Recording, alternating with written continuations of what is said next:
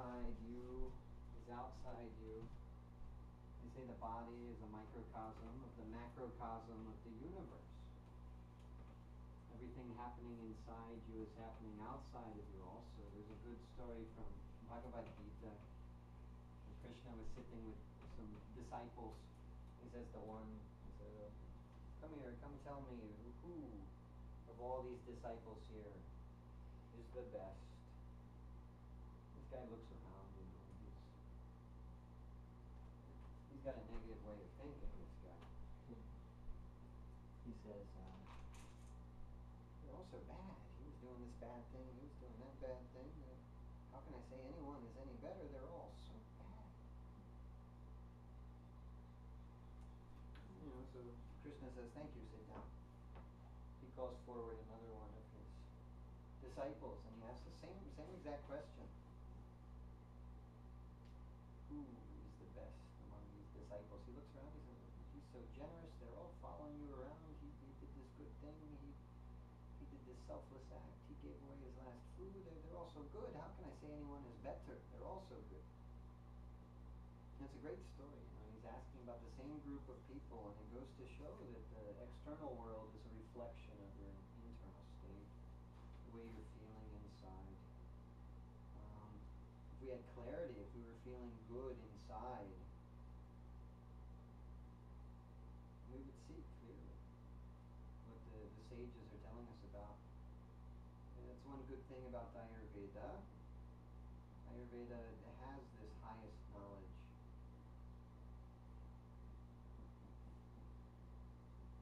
It is a spiritual system of medicine. It deals with the emotional causes of disease. It deals with the physical causes. It deals with the spiritual causes. It helps lead people toward physical well-being, mental, emotional well-being, and it leads them toward spiritual realization. There's no other system of healing that I'm aware of that goes so deep. It's spiritual knowledge. Many traditions are based upon Ayurvedic practices. They say acupuncture was introduced along with the martial arts to China from India. It's an ancient tradition of acupuncture, talked about in the ancient texts, and it's still practiced.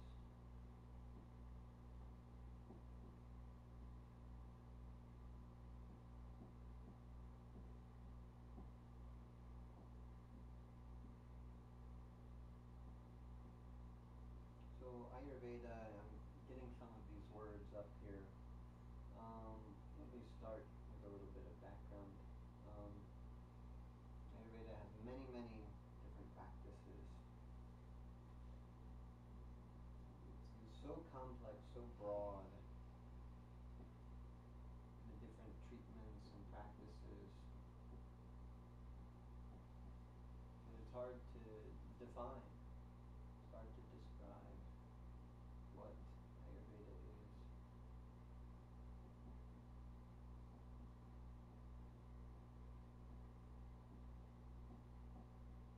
There are spiritual remedies, there are physical remedies, herbs, diet.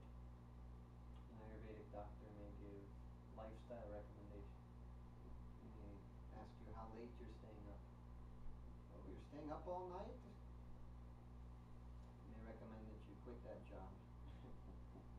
Probably would if you're staying up all night to work in a 7-Eleven or something. You got robbed 3 times, it's probably increasing your stress, and it's not a good lifestyle to stay up so late.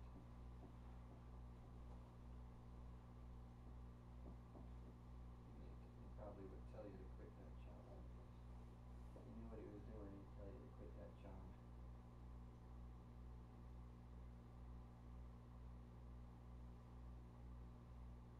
He may recommend you do yoga, asanas, or pranayama,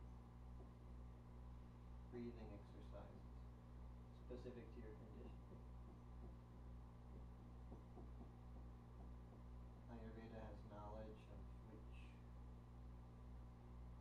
yoga practices will be good for which conditions.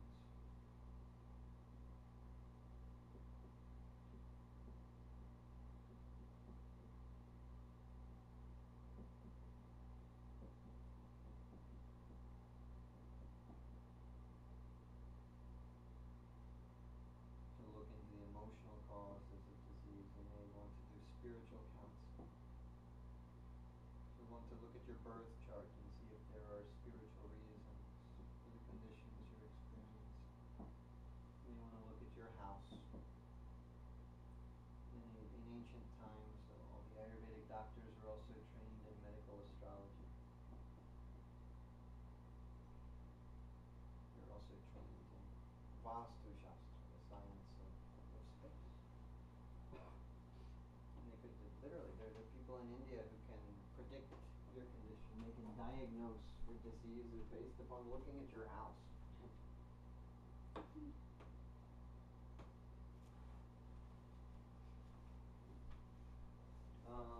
Ayurveda is called an Ashtanga tradition. Ashtanga, Ashta means 8, Anga means limb. It's a science with 8 limbs, they say. And this particular text, the Ashtanga Hridayam. Hridayam means heart. This is the heart, the 8-limbed system of medicine, is what this means. So, Ashtanga there, it's referring to Ayurveda. 8-limbed system, like yoga is an 8-limbed system also, they say Ashtanga yoga. These 8 limbs of Ayurveda which are talked about are Kaya. Chikitsa means treatment, means therapy. You have Nidana, diagnosis. We're going to go into diagnosis pretty soon. We can talk a little bit about diagnosis now. Nidana means diagnosis.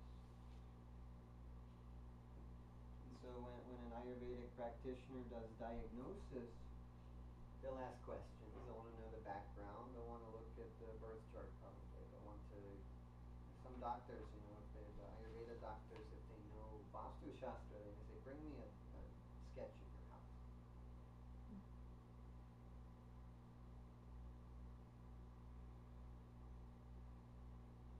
And so they'll ask you questions, and they'll look, they know the qualities of the doshas and how they affect the body. So they'll look for the qualities of those doshas in the person and in their description of their symptoms. They'll say, why are you here? If the guy says, I have a headache, he'll listen and he'll observe because he knows the qualities of the doshas. He's watched them many times.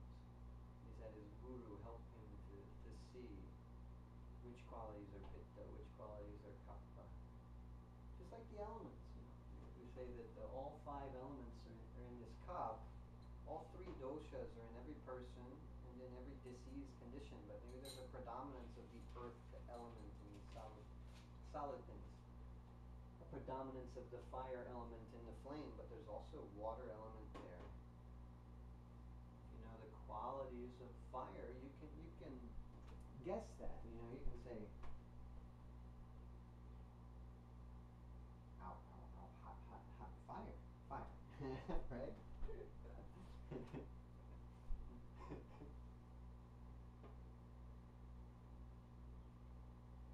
And if you know what wind does, if you know what vata does, you can predict that. He says, I have a headache.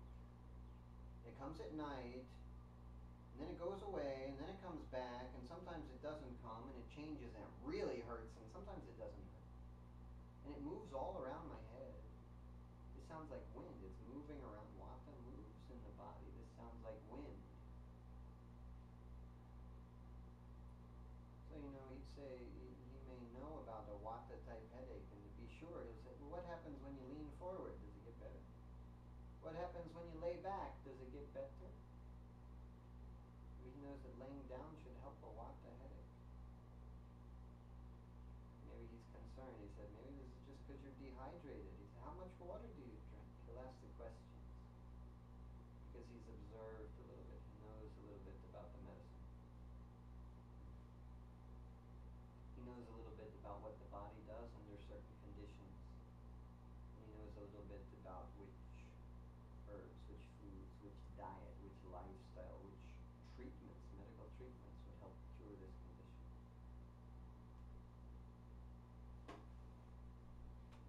these 8,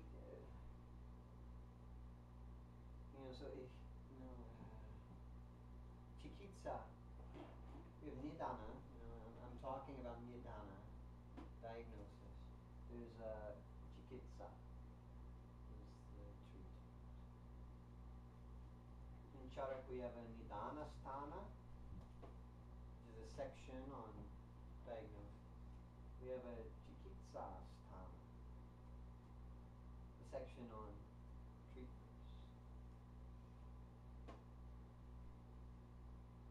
In one section we'll say, how do you diagnose panduroga, anemia?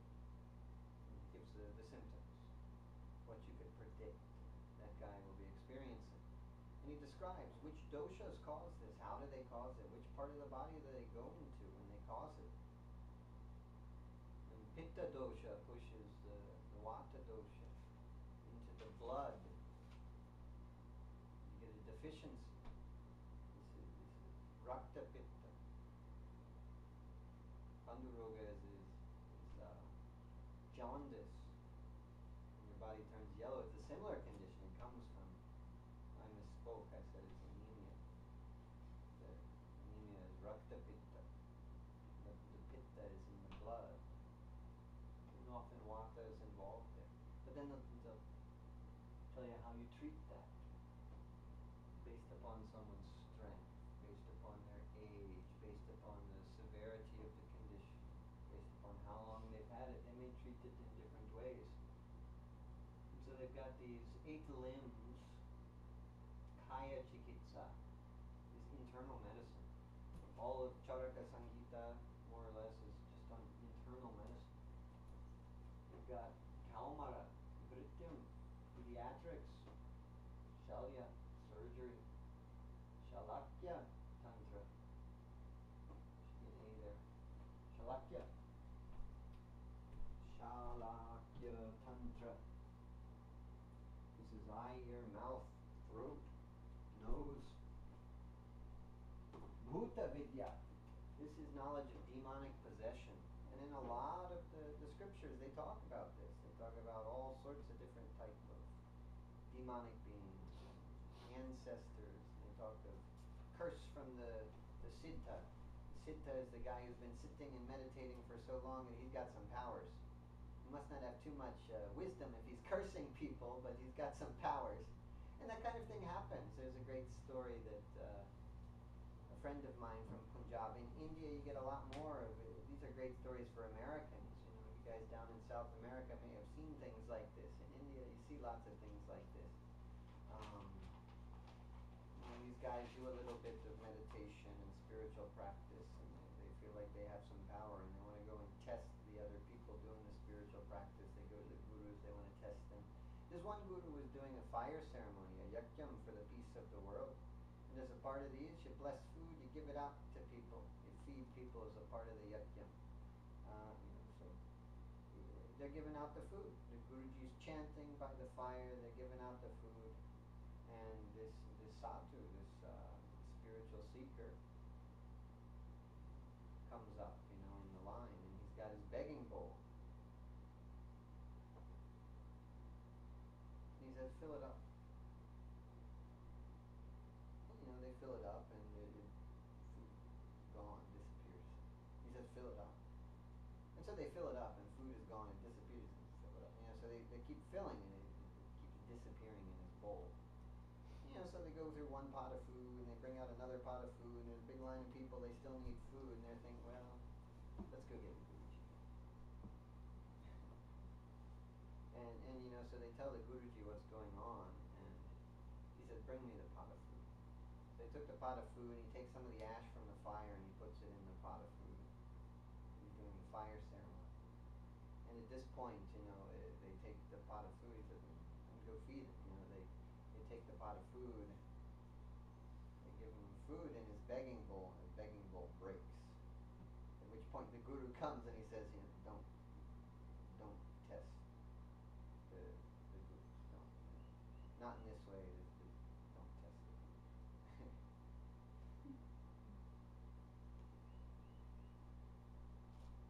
So, strange things, interesting things like that but not enough to know what to do with it. Some power, not enough to know what to do with it. They talk about all different classes of spiritual beings that you could get possessed by. In practice, actually, it's really not exactly too important which being you're possessed by. It it's very similar. But it does talk about different beings you could get possessed by. Different herbs you could use that would be better for this one or that one. And different mantras you could use would be better for this one or that one. Different colors to use in the puja, etc. You don't necessarily need to know all of that to pray. But this also, Buddha Vidya, they talk about in terms of that is psychiatry to some extent, because a lot of mental illness has to do with spiritual things like that. So then you have Agada Tantra, toxicology, to help people if they've been poisoned or if they've got toxins in the body, they've got to get it out. And there's Rasayana, after you purify the body, you got to strengthen the body, it weakens the body. In the West, we get thin people go into the health food store full of Vata dosha. They need tonification. They don't need to clear their body. And then they'll go to the store and buy something called clear your body out herbs thing, whatever. Purification blend. Cleanse. Colon cleanse. Yeah. Kidney cleanse. Bladder cleanse. The only thing they have in common is that it aggravates your Vata very much. Which these people have too much Vata anyway. They're thin, they're running around everywhere. They need to be taking some tonifying substances. Nuts, milk. And so there's a whole system of tonification. The herbal jams are great for tonification, like Chawanprash. It's very about Chawan Rishi, the sage who was meditating in the forest. The little girl came. And so there are all sorts of Rasayana treatments. And Vajikaranam is aphrodisiac therapy, and in this case it doesn't mean increasing your kama, your sexual desire. It means increasing your sexual vitality. If someone is infertile, that's what Vajikaranam is for. Someone having trouble to have children. This type of therapy can be very helpful. And so that is very much like Rasayana therapy. And that it's strengthening to the body, but it's specifically strengthening to the sexual tissue of the body.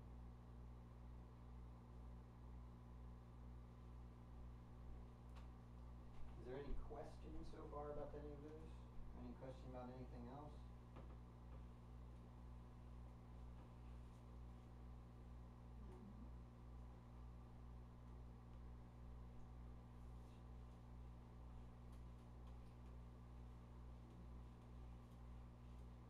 The tonification blend that you're talking about, can we get some?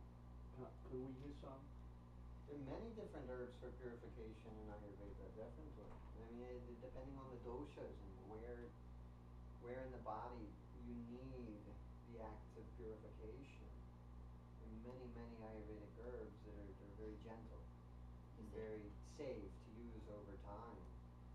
And you go to the health food store, you buy a strong blend of every purifying thing they can find. It's not safe, not easy. What about the one that you mentioned, the one? He said tonification. Tonification, Chawanprash. Chawanprash, oh yes. That's the one we have, right? That's the one I think that's what you have. That's the one we have? Another really good one is Brahmi Rasayana. Yeah, that's what we have, honey. They send some to Colombia. Do you have some more? Yep. This is the This is not the Chawanprash. We don't have any Chawanprash right now. We've got this one. This one is a very good one too. This one's even better for the mind. I might have one show. We might have one bottle of Chawanprash. We can check. Oh, yeah. But I want to sell it to Yeah, my sure. family in Colombia. Okay. We have a couple of things. Okay. Yes, I'm gonna get it.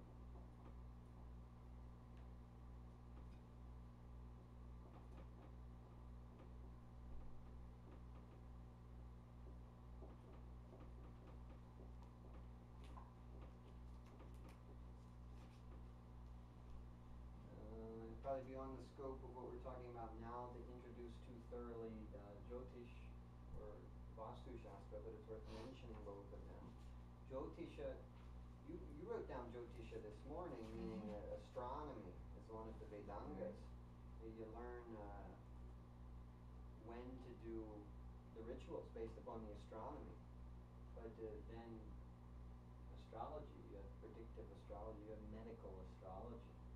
You can get a good sense of why someone is sick karmically, or what type of sickness they have by looking at the birth chart. Sometimes you diagnose them, you take their pulse, they've got rakta pitta, they've got anemia, so you give them iron. You feed them foods that have lots of iron and are good for tonifying the blood. And they don't get better. Maybe that's because they've got a problem in their astrology. Mars planet indicates the blood. And so maybe their Mars is debilitated. Maybe his rays are getting blocked out by the sun because he's too close to the sun. Maybe Mars is combusted by the sun. Maybe that's causing this deficiency in the blood. It may not matter how much iron you eat. You still have the symptoms because it's in the astrology. There's karmic reasons for it. And so doing some spiritual work can help. It could be also that you do the pujas, you deal with the karmas, and you still have a problem. Maybe there's a problem in the house.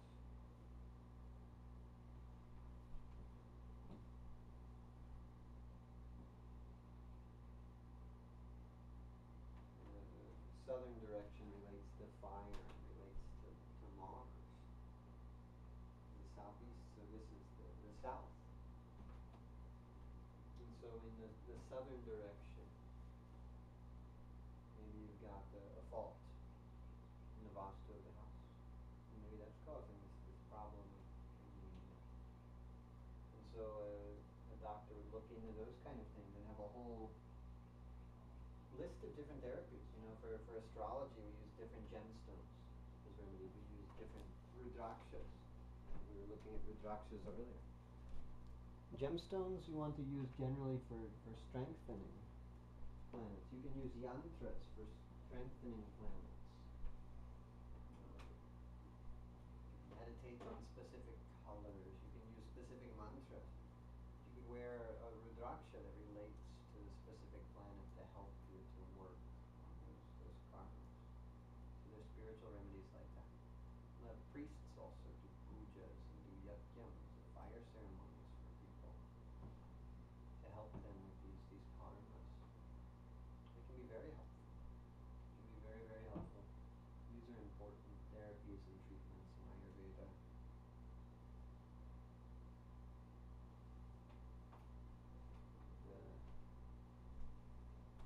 We'll be on diet, herbs, lifestyle, yoga. The biggest treatments which you get into usually in Ayurveda is Panchakarma. Pancha means 5, karma means action. These are 5 therapeutic actions. In Ayurveda we do this instead of surgery.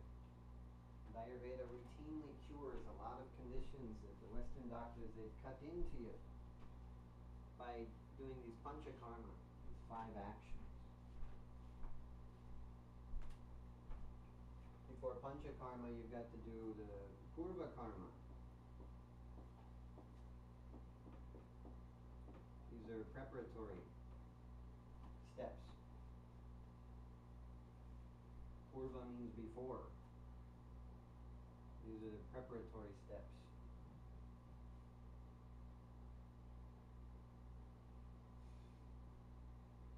In a real true Panchakarma treatment, if you want to do it in the traditional way, if you want to get the best results, it's going to take a month or 2 months to do this treatment. And it's going to require that you take time off from your job and you stay in an Ayurvedic treatment center, in a retreat sort of situation somehow.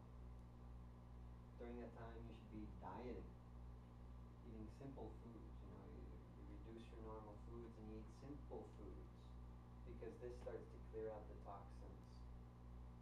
You may do a mono fast, eating just one food like khichdi, which is basmati rice and moong dal. Moong dal is the split moong bean that they make the bean sprouts out of. Moong dal, basmati rice, equal parts khichdi. You put some spices, that's maybe all you're eating. Or simple, easily digestible soups. In a lot of Ayurvedic treatment centers, you get a menu of different light foods. They'll serve you a variety to make it a little more interesting. And some people do a khichdi fast as a spiritual practice. I've done that. It's much safer than fasting, eating no food. And one Ayurvedic teacher I know of is said to have done it for like 3 years. He ate only khichdi. I did it for 3 months one time, and I can tell you after 3 months eating only khichdi, you get very hungry for other food. Your appetite increases. It's very easy to digest. You eat more of the khichdi than you do of other foods because it's very easy to digest. So in this time of Purgation, it helps you. So then they start very heavily oiling your body.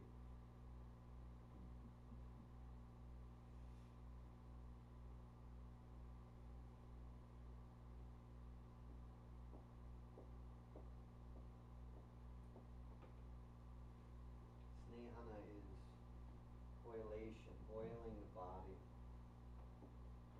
We'll do that externally. Ayurveda recommends every day doing Abhyanga.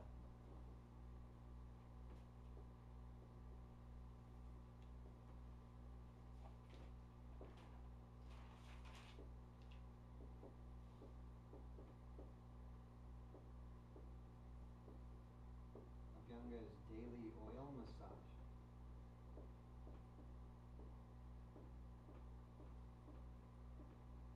For the different doshas, they would recommend different oils. For Vata, you need something that's warm, that's strengthened, sesame oil. For Pitta should use less oil, because Pitta is kind of oily. Pitta should use a cooling oil, coconut oil. Kapha needs least oil. They're very, very oily, very watery. You could use a hot oil like mustard oil, which is very stimulating. You ever smelled Indian mustard oil? Spicy. Very spicy like mustard. Could you find some mustard oil? What is that for? Like spicy mustard oil? For Kapha dosha. Kapha. For daily oil massage. Or they could use a light oil like a safflower oil. Organic safflower oil, something like that would be good. And what's for Vata? Vata, sesame oil, almond oil. These heating nut oils that are very oily, very soothing. Castor oil, olive oil, warm, nourishing oils are good for Vata. Cool, nourishing oils like sunflower oil, coconut oil, ghee are best for Pitta. For Wat- Pitta? Yeah, Vata needs the most oil because Vata is very dry. And so on a regular basis, before bath, they recommend that you do this Abhyanga. And so before your bath, they may recommend that you use a little bit of oil like that, and you coat your body in oil, head to foot, wash it off. In India, you let it soak in for some time, and it soaks in, it nourishes the muscles. Sometimes they'll put herbs in the oil, and it really nourishes the muscles.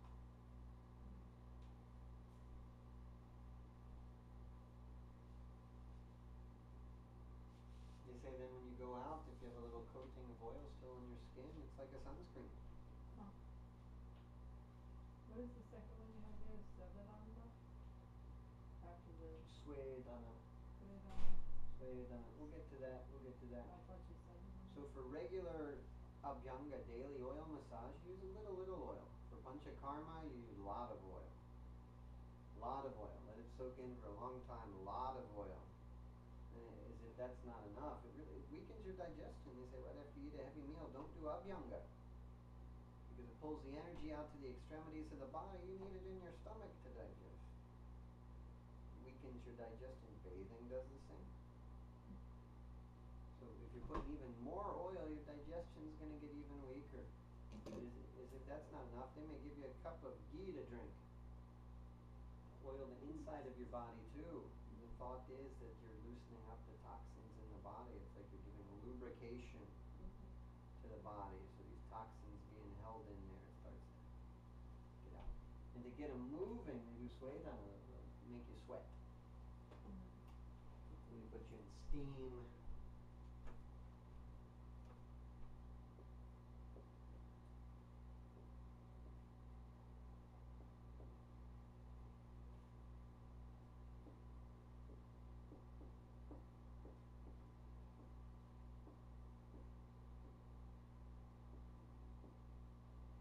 Shirodhara is one treatment they'll do.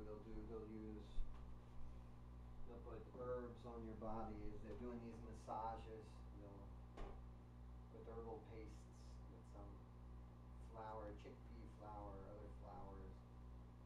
They'll take rice and they'll mix it with herbs and soak it in milk and make they'll make like a bolus, like a packet out of the herbs, and they'll pound it on the body, and sometimes they'll get 2 or 4 people all doing the massage at the same time with the oils, with the herbs cooked into it. It's an amazing experience. These herbs have very healing qualities. In the West, they'll often advertise Panchakarma treatments, and they're not necessarily even doing any of the Panchakarma. They may just be doing this process. It's like a spa treatment. If you're not doing too much of it, if you're not having to fast, and you're not doing it every day for a month, and if you're not drinking all the ghee, you do a little bit of the massage. It's like a spa practice. Very grounding, very good for Vata, very relaxing, calming.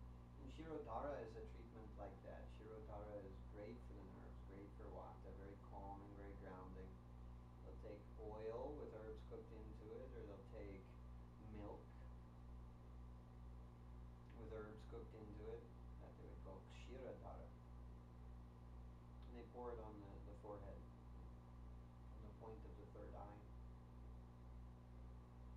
They don't necessarily just keep it there. It turns into like Chinese water torture maybe if you just constantly doing the same points. They'll often move it around.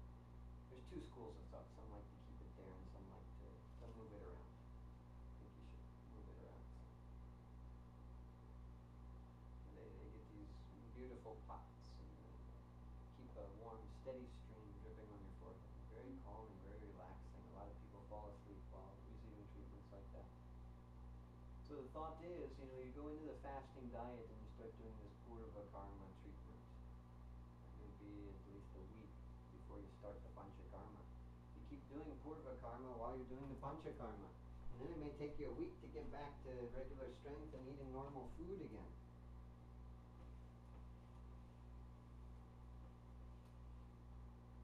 And based upon your doshas, they don't do all of the Panchakarma. They'll do 1 or more, whichever is best for you. They may do 1 and the doshas go in the wrong place, the wrong result happens, so they do a different one to help to balance that out. The better a doctor is at diagnosing and prescribing cures, the less you have to worry about any of that. Vasti, number 1, is therapeutic enema. There are 2 general types of vasti. One is strengthening and one is less strengthening. One is more cleansing.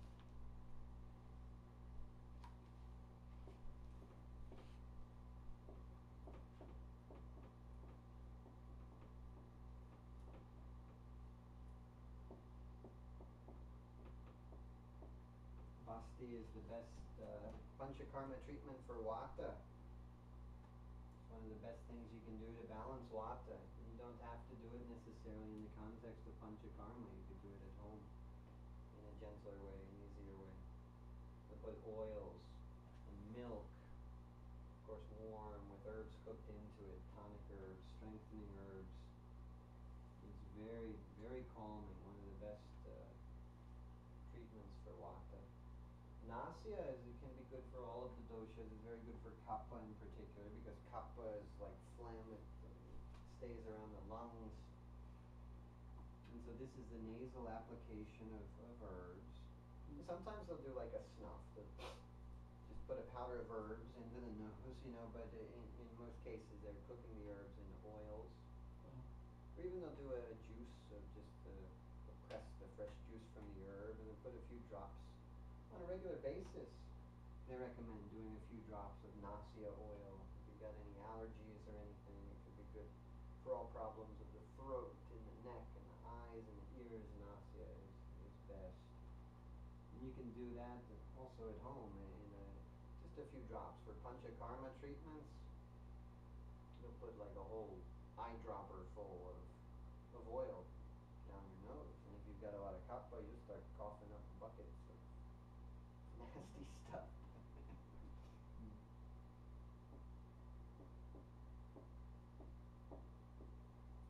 Also,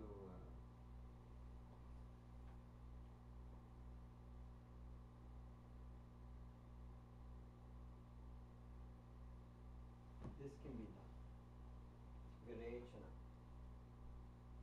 On it, not in the same way, not as strong of a therapy. This is purgation therapy. What does purgation mean? Purgation is a stronger form of laxative therapy. Laxative is a weak therapy. Purgative is strong. In Panchakarma, you do purgative therapy. In regular use, you could use laxatives. One of the best laxative herbs in Ayurveda is Triphala. It would be very good for all three doshas. What is that? Triphala. It's a powder of 3 different herbs. You can have it every day, right? Yeah, unless you're pregnant. 3 means 3, phala means fruit. It's 3 fruits. Amalaki, Harataki, Vivataki. Amalaki is the main ingredient in Chyawanprash. If you're taking Chyawanprash, you don't need Triphala as much. Amalaki is very good for Pitta dosha. Harataki very good for Vata dosha. Vivataki is very good for Kapha dosha. This is a balancing blend for all the 3 doshas. Of course, you want to be careful taking it if you're dehydrated. It's very good as a laxative because it's not habit forming. A lot of laxatives can be very habit forming, and Triphala is safe and it's gentle. In a small dose, like a teaspoon or less, on a regular basis, you get easy cleansing over time. For Panchakarma, once you've done the preliminary treatments, you've oiled the body, you're fasting, you're sweating the body, and you get a sense, if you've ever done this Purva Karma, when the body is ready to just let go of the doshas. You gotta get that person oiled up to a certain point, and then you can tell their body's just ready to let go of this stuff, and at that point you can do the virechana, the purgation. Strong laxative therapy that really clears out the intestinal tract. We have also a stronger therapy than purgation. They call cathartic therapy. These herbs usually don't kill you under normal circumstances. You take them only when you have poison. It really, really, really, really could clear you. But purgative is, these are English words for the medical properties of herbs. So this next Panchakarma is also very good for kapha. Vamana. Vamana is therapeutic vomiting. If you've ever had a bad case of nausea and vomited and felt better after, you can see how it could work, how it can help. A lot of people in the West have strange thoughts about vomiting. They don't want to do that type of a therapy. They don't want to make themselves vomit. It's one of the the best thing to get kapha out of the lungs and out of the stomach. It's very unbalancing for vata. It's a great therapy. And in Ayurveda, before they do the therapeutic vomiting, they don't usually recommend cold milk in Ayurveda, but in that case they want to increase the kapha in the stomach to make sure that they don't aggravate vata. So they give people the cold milk and they drink lots of it. And it may be enough to make someone vomit, but if it's not, they'll give certain herbs, a lot of salt, a lot of licorice to help induce the vomiting. And as they vomit after they've done this preparations, a lot of stuff will come up. The last Panchakarma is done very infrequently, even in India. But most there's no certification for Ayurvedic practitioners here in USA yet. So they're not really able to do this. They have no legal right to do Rakta Moksha. Rakta Moksha means bloodletting. It might be done by cutting, it might be done with the help of leeches, like they're starting to do again in Western medicine.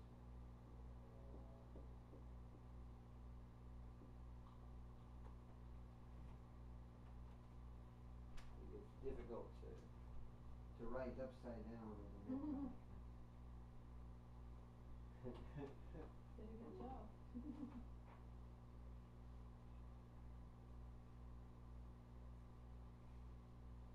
So, of course, like as I said before, the Panchakarma, people always ask, they always want to know, well, then do you do all five? You don't do all five. Once you've done the preliminaries, you do whichever one is good for you. And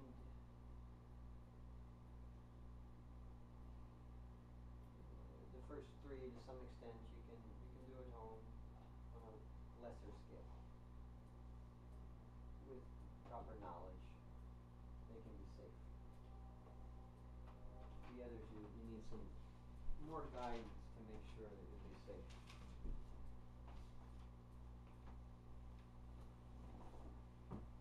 Two other types of treatments and therapies I want to talk about a little bit. I need to mention them are Rasa Shastra. You've heard me talk a little bit about both of these at this point. Rasa means mercury.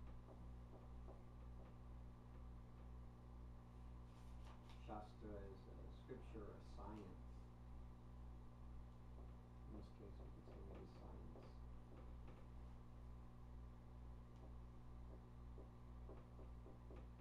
Dhatus are minerals, metals. Ratna are gemstones. The other thing I want to talk just a little bit about is Marma Chikitsa.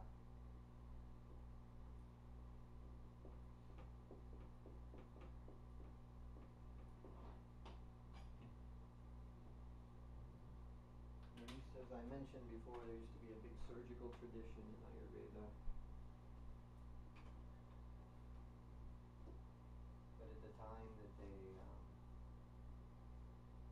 started doing less of the surgery, there was when Buddhism was becoming popular throughout India, there was a lot of interest in non-violence. A lot of value was placed on ahimsa, non-violence. And so there was a thought that if you cut into someone to help them, you're doing surgery, if you're hurting them, to help them is bad, you're hurting them. Violence, harm, you wanted to reduce the harm. And so some people, they took and burned the surgical texts, and surgery started going out of fashion in that time, but these saints and sages said, well, people still have diseases, they still need a cure, we've got to meditate on how to fix it. So in their meditations they came up with this Rasa Shastra. There's a spiritual science that people will process the metals and minerals and gemstones for use in their spiritual practice. And And there's a medical tradition. The medical tradition is very popularly practiced in India.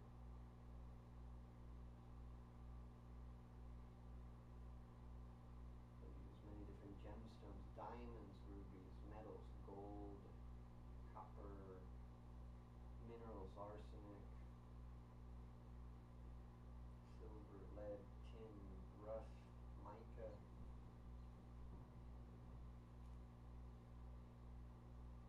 Use all these different Materials.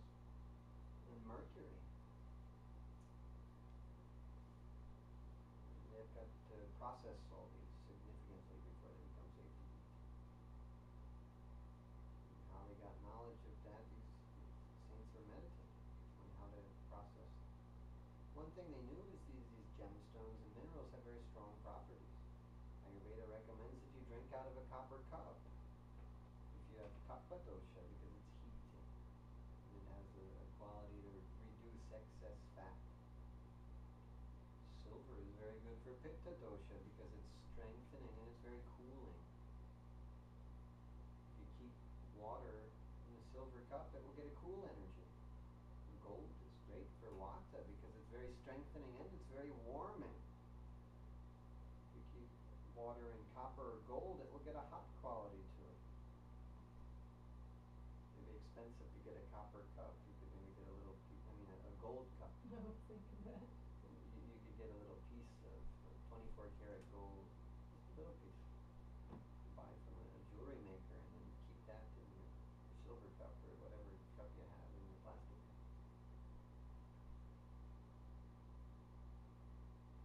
Maybe glass would be best. You're willing to do that? Or clay pot or ceramic. And they've got knowledge of the qualities of the different gemstones. They relate different gemstones to different planets. Ruby relates to the sun and its heating. It's got different qualities. They knew the effects of it. It's just a question of how do we get more effects out of it. They'll take the gemstones and they'll set it in a ring with the back open so it'll touch your skin. And as your skin is exposed to the gemstone, you get the energies of it. They're thinking, how do we get more? How do we get more? So in their meditations, they came to ways to process it, to change the molecular structure, to make it safe to eat. And that's a complex subject. It's beyond the scope of today, except to say that a condition can be treated by eating the right foods. And if that condition is very severe, it can be treated more quickly and easily by taking herbs. If you're having trouble to eat the right foods for whatever reason, maybe they're not available, maybe you don't like them, taking the herbs can help you to balance out eating the wrong foods. When we eat foods that are too heavy for us to digest, we should put some extra digestive spices into it. We should cook it well with some cumin and black pepper and salt and ginger. It will help us digest it. But then these metals, these gemstones, most of them they'll turn into an ash. They call bhasma. These bhasmas are very, very powerful. Because the food can be powerful if you're eating the right food. The herbs are very powerful. The bhasmas are very, very, very powerful. You don't need to necessarily even eat it. You put it on the skin, it goes into the bloodstream. It starts to have an effect. You put it on the tongue, definitely, it's right in the bloodstream. They've got some that will revive you if you're unconscious. Or you can put a pinch of it on a person's tongue, they start to revive. They've got some of the ash they make from diamond. It's hard to make an ash from diamond. Diamond doesn't burn. They've got to process it before to get it to burn. And even then it's so hard, they've got to pound it with special materials to make a mortar and pestle out of some gemstone. Very hard, like agate or something. They'll be able to pound the diamond, which is even harder. Even once it's an ash, it's hard to pound it. To get a fine powder, they've got to make it to an ash. But the ash of diamond, of course, is very expensive. But they say that it can help while you're having a heart attack. And so they can be very powerful, these medicines. They're curing cancer, they're curing diabetes. For those medicines in particular. It's not that you couldn't do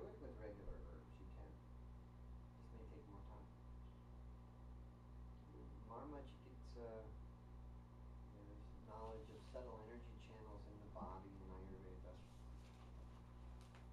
which are called marmas. In the Chinese system of medicine, they may call this meridians. In yoga, there's knowledge of marmas, and there's some that are important in the spiritual practice. As consciousness is elevating through the different chakras. But in Ayurveda, of course, there are many that are important for healing. And along these different channels of energy, there are points. Where it comes close to the skin and where you can access it. By putting herbs here, by putting pressure here, you get a different effect. One thing they say is that for marma therapy, you've got a marma point. The three main marma points in the body relating to the dosha. This one relates to vata, this one relates to kapha, this one relates to pitta. So they say that for strengthening, nourishing that point. These are pretty big points. Some are pretty small, some are pretty big, but they say for nourishing and strengthening, you should massage in a clockwise direction. If they're causing release, you should massage in a counterclockwise direction. And so with any points, you can use that theory. And so there's a treatment through the marmas. So make special oils with herbs in it and apply it to these points. And they don't have to do the acupressure, they don't have to do the acupuncture, they just put the oils